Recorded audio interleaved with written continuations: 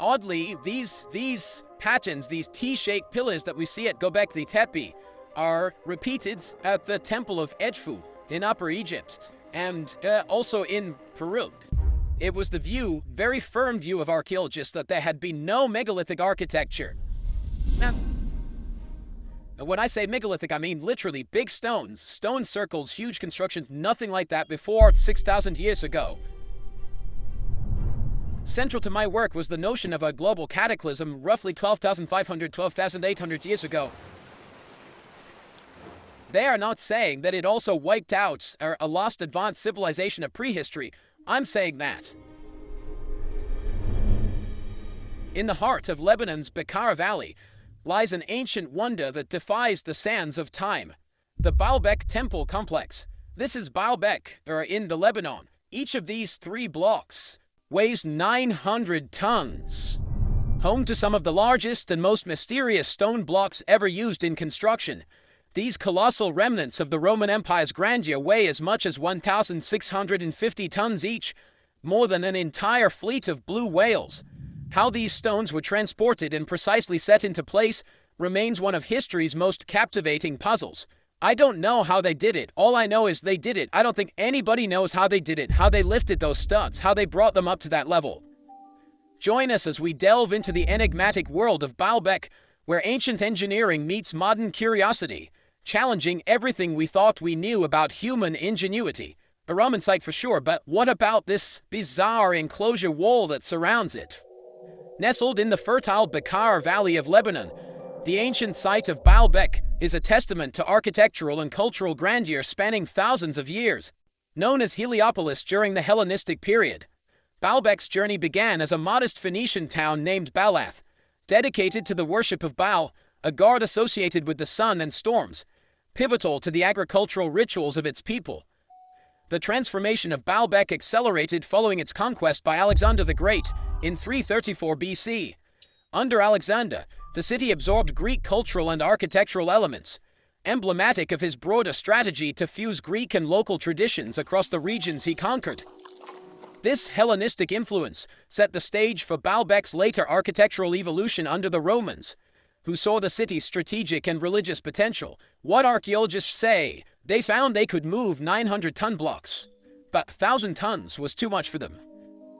Roman architects and engineers embarked on an ambitious construction agenda in the 1st century BC, which saw Baalbek grow into a grand ceremonial center. The centerpiece was the Temple of Jupiter, one of the largest temples in the Roman Empire, featuring 54 massive granite columns, each standing 70 feet tall. Today, only 6 of these majestic columns remain, but they continue to dominate the landscape, offering a window into what was an architectural marvel of the ancient world. Nearby, the Temple of Bacchus stands as a testament to Roman decorative art and architectural detail, with its well-preserved carvings depicting mythological scenes and festivities. Not far from these, the Temple of Venus showcases a unique circular design, breaking from traditional Roman architectural norms and highlighting a syncretic blend of Roman and local religious practices. Baalbek's construction feats, especially the transportation and placement of massive limestone blocks, draw parallels with other ancient marvels, like the Egyptian pyramids and Stonehenge, showcasing the Romans' advanced engineering techniques. Look at the famous King's Chamber. Its walls and its ceiling of the King's Chamber are all made with gigantic blocks. The site was not just an architectural statement, but also a cultural hub, attracting pilgrims and spectators from across the empire to its religious festivals and games, blending Roman and local traditions in grand displays of public celebration. In comparison to other monumental Roman sites like the Pantheon in Rome, Baalbek stands out for its scale and the complexity involved in erecting such gigantic structures far from the Roman heartland. The Pantheon, with its massive dome and oculus, reflects similar ambitions in Roman architectural prowess, but in a vastly different urban setting. Both sites, however, illustrate the Roman Empire's architectural ambition and its ability to mobilize resources and technology across its vast territories. The stone blocks of Baalbek, particularly within the Temple of Jupiter complex, represent some of the most astonishing elements of ancient architecture found anywhere in the world. These massive stones serve as a testament to the extraordinary engineering prowess of their builders. Their construction techniques and capabilities continue to spark both fascination and scholarly debate. At the heart of the complex sits the trilithon, a trio of stone blocks that form the podium of the Temple of Jupiter. Each stone measures roughly 64 feet in length, 13 feet in height, and 14 feet in width and weighs about 800 tons. The precision with which these gigantic stones are fitted together, without any mortar, is truly remarkable. Such an engineering feat required not only advanced planning and ample resources, but also the ingenious use of simple machines like levers and inclined planes, combined with significant human and mechanical effort. Just about 900 meters from the main temple complex, in a nearby quarry, lies the Stone of the Pregnant Woman. The quarry contains a number of very large blocks that were never transported. This monolith, approximately 69 feet long and weighing around 1,000 tons, has never been moved from where it was originally cut. The stone's name comes from a local legend suggesting that touching the stone can ensure a safe and easy delivery for pregnant women, highlighting the cultural and superstitious significance these ancient stones hold within local folklore. In 2014, an even larger stone was unearthed in the same quarry, only recently excavated because the whole site was covered in sedimentation. At 64 feet in length and estimated to weigh about 1,650 tons, it stands as the largest known stone ever carved by human hands. This discovery significantly expanded our understanding of the capabilities of ancient engineers and their technological advancements. Comparing these megalithic stones to other ancient wonders provides further context to their impressive nature. For instance, while Stonehenge in England is renowned for its circular arrangement of standing stones, the largest of these stones weighs merely about 30 tons, far less than the massive blocks of Baalbek. The construction of Stonehenge involved transporting stones over long distances, presenting a different type of logistical challenge and ingenuity. However, the sheer scale and weight of the Baalbek stones showcase an unparalleled architectural ambition in the ancient world. Similarly, when we consider the Egyptian pyramids, particularly the Great Pyramid of Giza, the limestone blocks typically weigh between 2 to 15 tons, with the largest granite stones in the King's Chamber weighing between 25 to 80 tons. Now, Egyptologists will tell you that, they could move heavy blocks because they put them on wet sand and they push them along on wet sand. Maybe if you're just at ground level that will do, but when you're 350 feet above the ground as you are in the King's Chamber, that won't do at all. The stones of Baalbek far exceed these in size, highlighting the unique challenges and skills required for their transport and placement. Unlike the primarily tomb-like structures of the Giza pyramids, Baalbek's temples served ceremonial and religious functions, indicating diverse uses of massive stones across ancient civilizations. This comparison not only illustrates the monumental scale of Baalbek's construction, but also underscores the diverse architectural and cultural expressions of ancient societies. The Baalbek temple complex, with its colossal stone blocks, stands as one of the greatest engineering achievements of the ancient world. The tasks involved in constructing this monumental site weren't just about brute strength. They required meticulous planning, advanced organizational skills, and a deep understanding of physics and engineering principles. These elements combined challenge our modern perceptions of ancient technology and showcase the ingenuity of our ancestors. The architectural grandeur of Baalbek was no accident. It reflected the Roman Empire's immense ambition and its desire to display power and divine favor. The sheer scale of the temple served multiple purposes, both religious and political, reinforcing the might of Rome and the sanctity of the location. This complex was designed to awe and affirm the presence of Roman authority in the region. The transportation of the massive stones is believed to have been primarily conducted using rollers made from large tree trunks, with the stones themselves placed on sledges. These sledges, acting as platforms, helped distribute the weight of the stones and prevented the rollers from sinking into the ground. Historical texts even mention the use of olive oil as a lubricant on the paths, a technique that significantly reduced friction, making it easier to move these enormous weights over considerable distances. The placement of these giant stones remains a subject of debate among historians. Techniques such as the use of wooden cranes, which were similar to those used in medieval constructions, likely played a role. These cranes, utilizing ropes, pulleys, and possibly treadwheels, would have amplified the force exerted by humans or animals. Another plausible technique involved constructing large earth ramps, which would have provided a gradual incline to drag the stones into their precise positions. Lever systems, employing long wooden beams to lift and position stones, might have also been used, requiring less material than ramps, but a greater understanding of leverage mechanics. Drawing parallels, the construction techniques theorized for Baalbek closely resemble those hypothesized for the building of the Egyptian pyramids, particularly the Pyramid of Giza.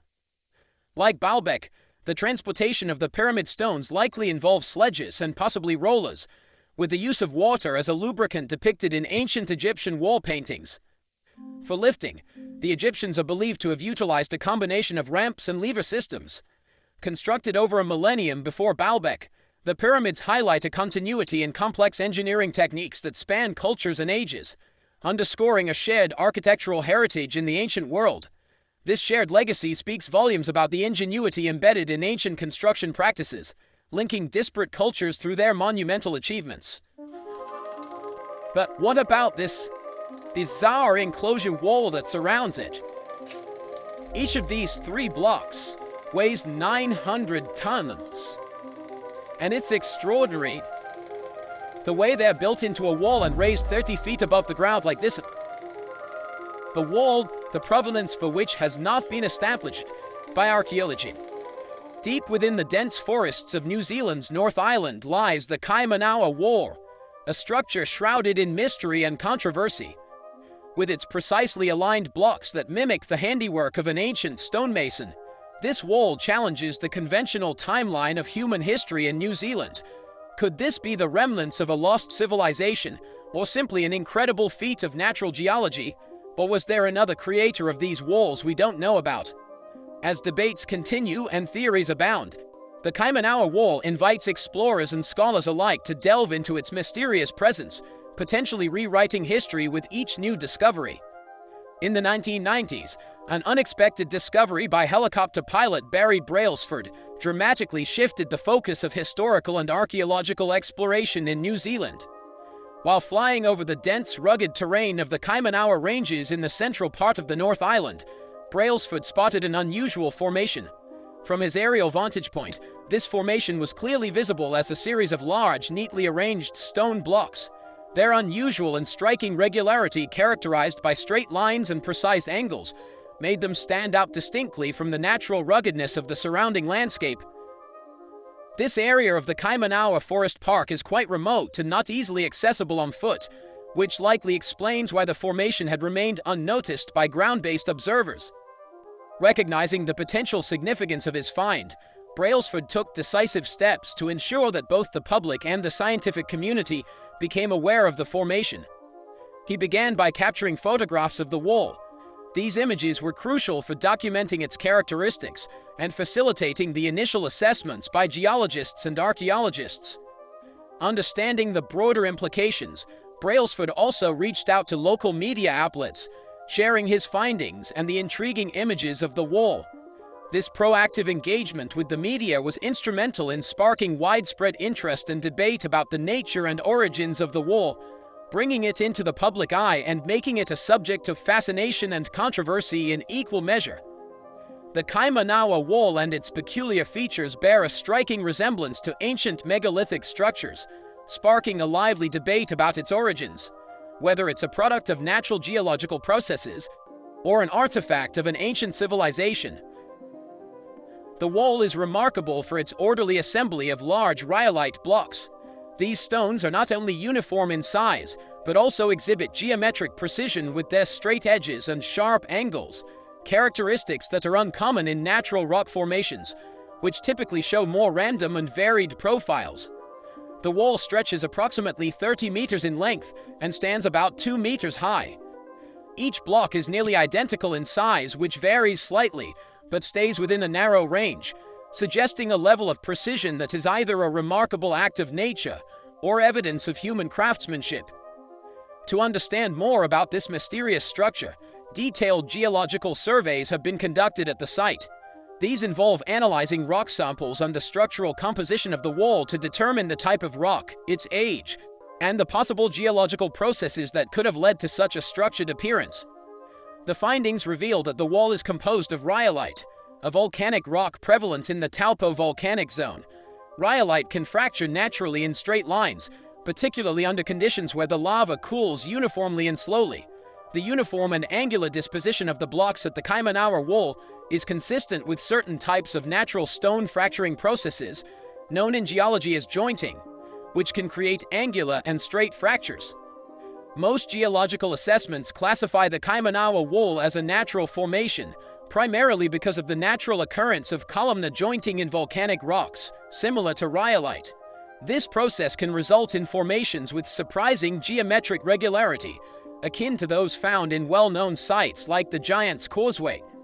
The debate continues, however, as these compelling comparisons and scientific analyses deepen the mystery, leaving room for different interpretations and ongoing research into this megalithic structure.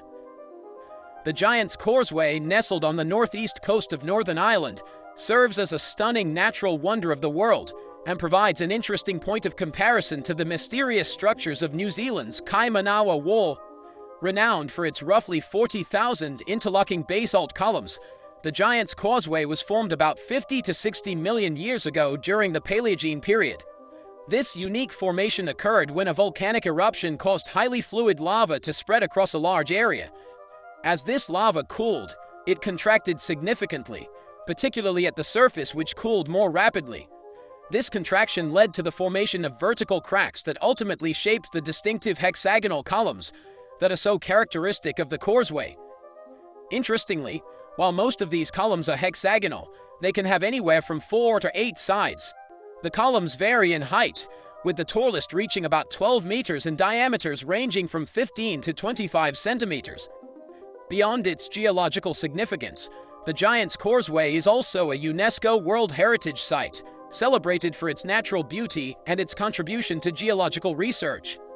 This site is particularly valued for its classic example of columnar jointing, offering vital insights into volcanic cooling processes.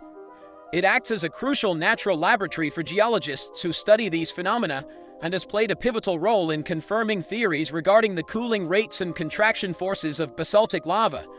The site is also deeply embedded in local mythology and folklore, most notably through the legend of Finn McCool, an Irish giant. According to legend, Finn built the causeway to reach Scotland and confront another giant. When he saw the immense size of his opponent, Finn retreated. His wife then cleverly disguised him as a baby, tricking the Scottish giant into believing that if the child was so large, the father must be truly colossal. Frightened by this prospect, the Scottish giant fled, destroying the causeway behind him to prevent pursuit. Turning to the Kaimanawa Wall, while it shares the feature of symmetrical stone patterns with the Giant's Causeway, its origin sparks more debate. The discussion oscillates between natural geological processes and possible human construction, unlike the clearly natural origins of the Giant's Causeway. This situation highlights how similar geological phenomena can manifest under vastly different conditions and interpretations, showcasing the complexities and wonders of Earth's geological diversity. This comparison between two such diverse geological formations underlines the intricate ways in which natural forces and, potentially, human influences intertwine to shape our understanding of the world's ancient landscapes. Another reason to believe the Kaimanawa Wall in New Zealand could have been man-made is by looking at the Inca walls in Peru. They both represent two fascinating yet starkly different types of stone constructions, each with their own unique characteristics, construction techniques, and surrounding theories. The Inca walls, notably at sites like Sacsayhuaman and Ollantaytambo near Cusco, demonstrate an exceptional level of craftsmanship in stone masonry. The Incas utilized a technique known as ashlar masonry, where large stones are meticulously cut to fit together tightly without any mortar. The precision of this stone cutting is so remarkable that not even a blade of grass can fit between the stones. This technique not only provided structural stability but also enhanced the wall's resistance to earthquakes, a common threat in the Andean region. These walls are not just functional, they hold significant cultural importance, reflecting the Incas' sophisticated understanding of architecture and their deep connection to their environment. The alignments of the walls with celestial events like solstices and equinoxes underscore their importance in Inca religion and agricultural practices. The precise methods used by the Incas to shape these stones remain a subject of debate among archaeologists. Some theories suggest the use of tools made from harder stones or bronze, while others proposed techniques that involved heating the stones and then rapidly cooling them with water to create fractures. In contrast, the origin of New Zealand's Kaimanawa Wall is shrouded in debate. While some suggest it might be a natural geological formation resulting from the regular fracturing of volcanic rock, specifically rhyolite under certain cooling conditions, others speculate about its potential as a man-made structure. A key point in this debate is the absence of tool marks, which are clearly visible on the Inca walls. This supports the theory that the Kaimanawa Wall's formation might be natural rather than crafted by human hands. The unusual regularity and symmetry of the stones at the Kaimanawa Wall, while rare in natural formations, are not deemed impossible by geologists. Similar formations have been noted in other parts of the world where columnar basalt or other fracturing patterns have occurred due to volcanic activity. The Inca walls are undeniably the result of intentional, skilled labor, showcasing advanced techniques in stone cutting and construction. In contrast, the Kaimanawa Wall, if a product of natural geological processes, represents an intriguing example of how natural forces can mimic the appearance of intentional construction. While the Inca walls were integral to the social and religious fabric of their creators, built to last and to impress both the gods and future generations, the Kaimanawa Wall's significance lies primarily in the mystery of its origins. Whether it is a remarkable natural geological artifact or evidence of a forgotten civilization, the Kaimanawa Wall, if confirmed to be man-made origins, could radically reshape our understanding of New Zealand's prehistoric past. This enigmatic structure could suggest the presence of an advanced pre-Maori civilization, challenging the currently accepted timeline of human settlement in the region. Such a revelation has significant implications, not just for archaeologists and historians, but for the entire narrative of New Zealand's history. Over time, the wall has woven itself into the fabric of local lore and speculative histories. Various non-mainstream historians and enthusiasts have suggested that it might be evidence of ancient settlers or even lost civilizations. This is similar to the speculative interpretations that surround other mysterious ancient structures found worldwide, where local myths and global intrigue often blend to form compelling tales of forgotten histories. The ongoing interest in the Kaimanawa Wall exemplifies a broader global fascination with unexplained structures. It continues to be a focal point for discussions about archaeological methodologies and the interpretation of ancient sites. This mystery invites a deeper dive into the past, prompting calls from within the scientific community for more comprehensive studies to ascertain the true nature of the wall. Such investigations are crucial, as they not only help clarify the origins of specific structures but also enhance our understanding of the human footprint across different epochs and geographies. Some 13,000 years ago, a group of people from Asia walked across a land bridge that connected Siberia to Alaska and headed south. It was long held that there was only one founding population, and that their route was up through Siberia. The first settlers made it to the Americas. Deep in the remote forests of Siberia lie the Gornaya Shoria megaliths, colossal granite blocks so vast and precisely aligned that they dwarf even the great stones of the Egyptian pyramids. But remember that the ancient Egyptians tell us in many of their texts that everything they knew was a legilith, with some weighing in at an astounding 3,000 to 4,000 tons. These structures pose a tantalizing question. If our modern machinery would struggle to maneuver such massive stones today, how could ancient humans have possibly constructed them? Let's consider what we mean by advanced. What is it? What is an advanced civilization? Are we really an advanced civilization? This mystery invites us to explore not only the breathtaking scale of these megaliths, but also the advanced yet unknown technologies that might have been used in an era long past. That is one of the mistakes in looking for a quote-unquote advanced civilization in the past, is that we tend to be looking for ourselves. The Gornaya Shoria megaliths, sometimes referred to as the Shoria megaliths, are a series of massive and mysterious stone structures located in the southern Siberian region of Kemerovo province. This part of Siberia, known for its rugged and forested landscape, forms a continuation of the mountainous belt that includes the famous Altai Mountains, stretching into Kazakhstan, Mongolia, and China. The harsh Siberian climate, marked by severe winters and brief summers, coupled with the mountainous and densely forested terrain, makes archaeological expeditions to this area particularly challenging. The huge areas of the Earth where only minimal archaeological investigations have ever been carried out. I get it, it's a very tough place to work, and besides, archaeology has the view that there's not much to find there. The megaliths didn't attract significant academic attention until the 21st century, despite earlier mentions by local historians and enthusiasts during the Soviet era.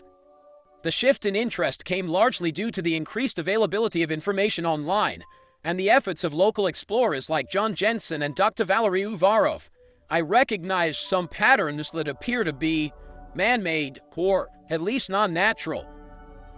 Their publications and photographs, which highlighted the scale and precision of the megaliths, spurred wider interest and debate. Although the area remains underexplored in formal archaeological terms, the physical attributes of the Gornaya Shoria megaliths are particularly striking, dwarfing even the largest stones used in the construction of the Great Pyramid of Giza, which weigh around 80 tons. The precision with which these stones are cut and aligned, exhibiting flat surfaces, sharp angles, and tightly fitting joints without mortar, suggests an advanced level of engineering skill. This craftsmanship is reminiscent of the famous Inca wars in Cusco, Peru, where similarly interlocking stones have withstood centuries of seismic activity.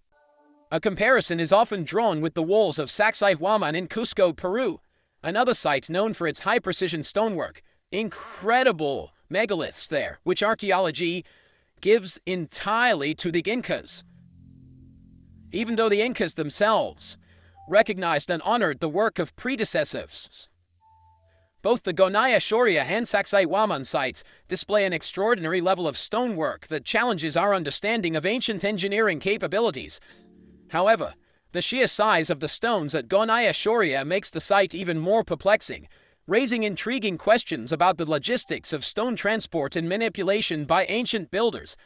The Gornaya Shoria megaliths have captured the imagination of many, but they also offer a fascinating case study for geologists who propose that these giant formations could be entirely natural. Various geological processes, particularly those involving glaciers and tectonic activities, might explain their formation without needing to invoke theories of human or extraterrestrial involvement. During the last ice age, massive glaciers moved across landscapes, carrying large boulders known as erratics far from their original quarries. As these glaciers retreated, they left behind these huge stones. Additionally, as the ice moved, it could polish and create striated marks on the surfaces of these rocks, contributing to the smooth and flat appearances that some of the Shoria megaliths exhibit. This is not uncommon in other parts of the world where glacial activities have shaped the terrain. Beyond glaciation, the processes of weathering play a significant role. Chemical weathering, where the rock interacts with the environment, can dissolve weaker materials in the stone, leaving behind angular blocks that might appear artificially carved. Meanwhile, the freeze-thaw cycles typical of Siberia's harsh climate cause the rocks to crack and break naturally along lines of weakness, forming the angular structures observed today. The region's intense seismic activity also contributes to the megalith's mysterious shapes. The area is prone to movements in the earth